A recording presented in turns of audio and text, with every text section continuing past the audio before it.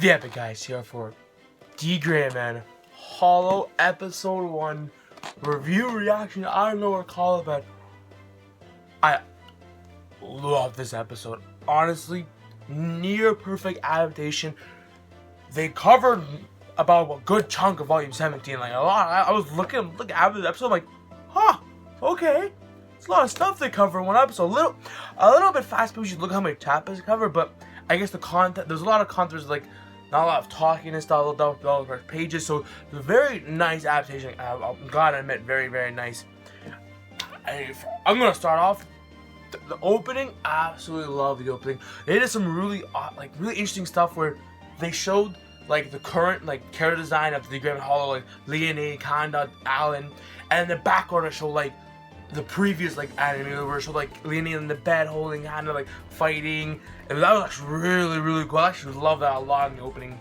Again, some really opening, some nice foreshadowing for future arcs. So really excited about that. Oh, I was so excited for D.Gray-Man Episode 1. Honestly, really good stuff. The whole thing, perfect canon, no filler whatsoever. They did the opening scene where they see like the crew. We see Mando, Crowley, Kanda, Leonie, Alan, and Link playing chess, all fighting those random demons and stuff.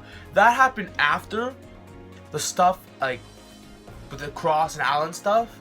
That happened right after, but I guess because like they're trying to reissue the series, I don't mind the switch over, like the switch thing, how that came first. Because in the manga, the Alan Cross stuff happened first, then that little mission.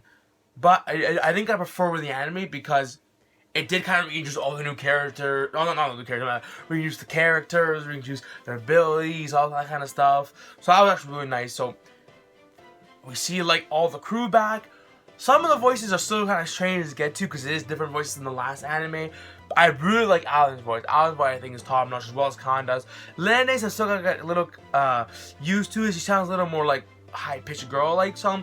So I'll probably get used to that eventually. Lava is okay too. I like Lava's too. Crowley didn't even feel like suited his character, but it was still a good voice nonetheless. Anyways, this stuff with Alan and Cross. Oh, even in the beginning where we see Alan holding Tim and Cross, like, I never asked you, Alan.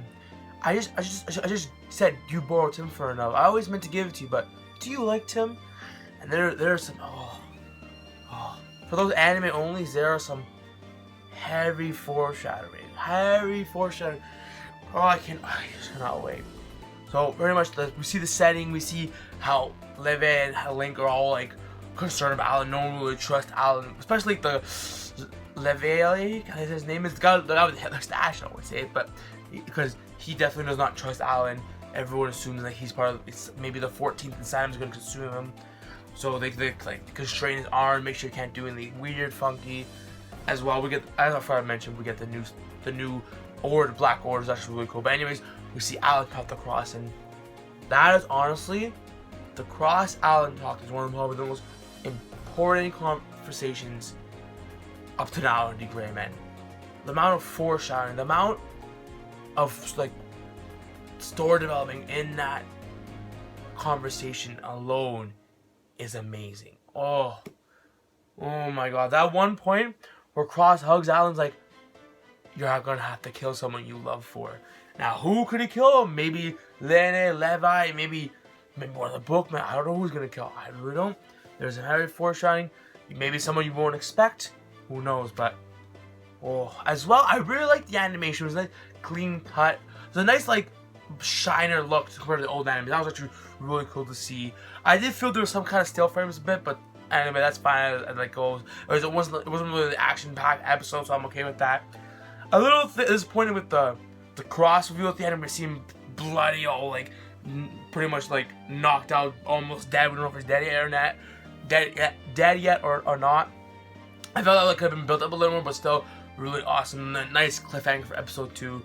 Beautiful way to start off the series. So excited for D.Gray-Man Hallow.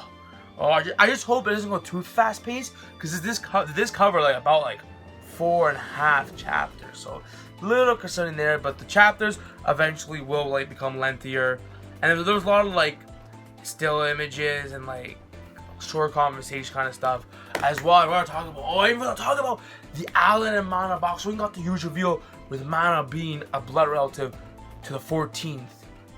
That is some big stuff. That the anime only telling you right now. That very important. That mind twist you as well, as you have no idea what that.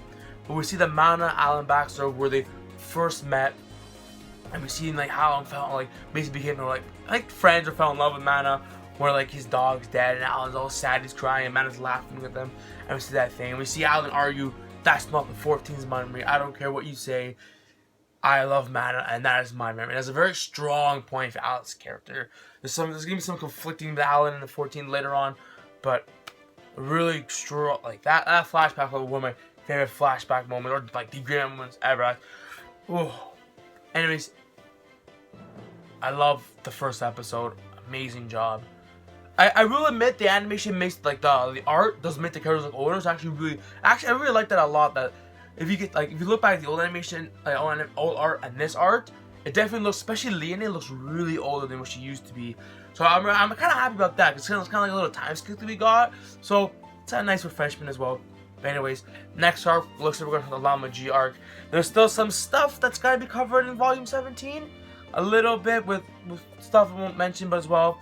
But it looks like after that we're going to Llama G arc.